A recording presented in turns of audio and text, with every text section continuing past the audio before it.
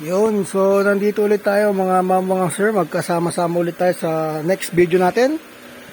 Tapos ko na yung ating brake fluid test. Yan, tingnan nyo yun sa video list ko. Battery test na masakit kapag hindi natin na-testing yung battery, dahil pag nakabili tayo ng sakyan ay possible na gumastos kaagad tayo ng battery. Gaya nito, battery test, brake fluid tester natin. Alam natin na healthy yung brake lines natin, na malayo sa kalawang. So ngayon naman, dito tayo sa vacuum test.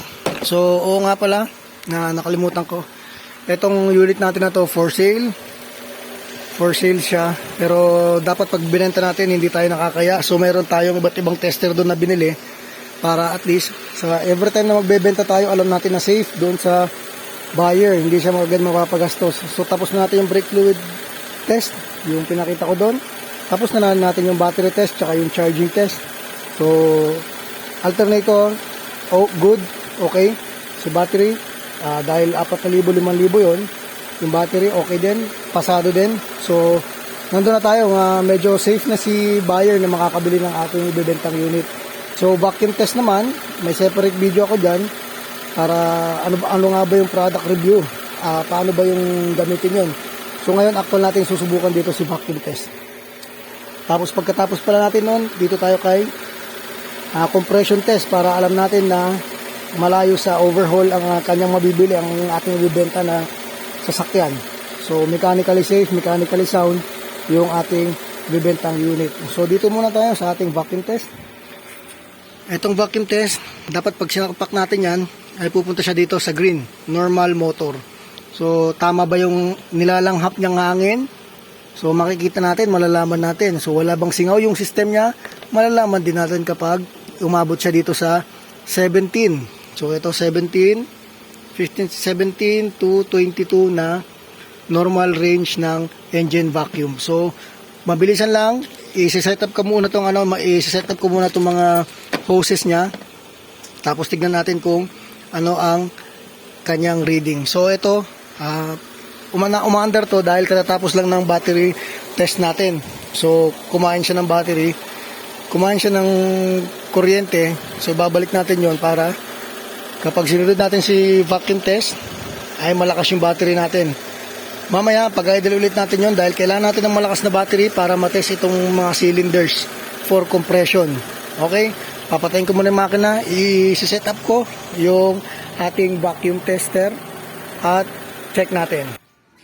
Yan, so na-hook up na natin. Dito tayo kukuha ng connection. So ito yung vacuum gauge natin. May T connection tayo diyan, tapos kukuha tayo ng vacuum dito. So tingnan natin kung ano ang kanyang reading. So medyo medyo duda ako dito, dahil itong connection natin medyo maluwag. So sana nga walang leak din to. Makikita natin dahil sinagad ko naman. Check natin. So start natin yung makina, tapos balikan natin yung gauge. So automatic transmission. Ayan. So gumagana lahat. Check engine na wala. Radio, alarm. Yun, start. Puntahan natin si makina ngayon. So dito very stable. Ayun, yung ating vacuum. So ang taas, walang singaw. Very good yung ating connection. Ayan, si vacuum gauge natin. So ibig sabihin sa idle, ayan, maganda yung kain niya, dahil yan na nga, sagad na nga eh. Buti ko nandito sa 17. So 17 inches of mercury. Ito yung kanyang unit. Inches of mercury ang kanyang reading na acceptable. So nandito tayo sa 20 ngayon, 20. Ayan. So okay na okay, vacuum test, maganda yung pagkakahigop niya. So ganyan lang. So safe. Safe, ibig sabihin. Tingnan natin yung compression tester mamaya. So i-upload ko na itong video na to. Thank you sa panonood.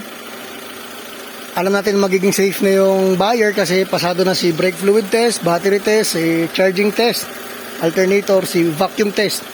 dito na lang sa ating cylinder kung ano ang kanya mga compression, mga pressure.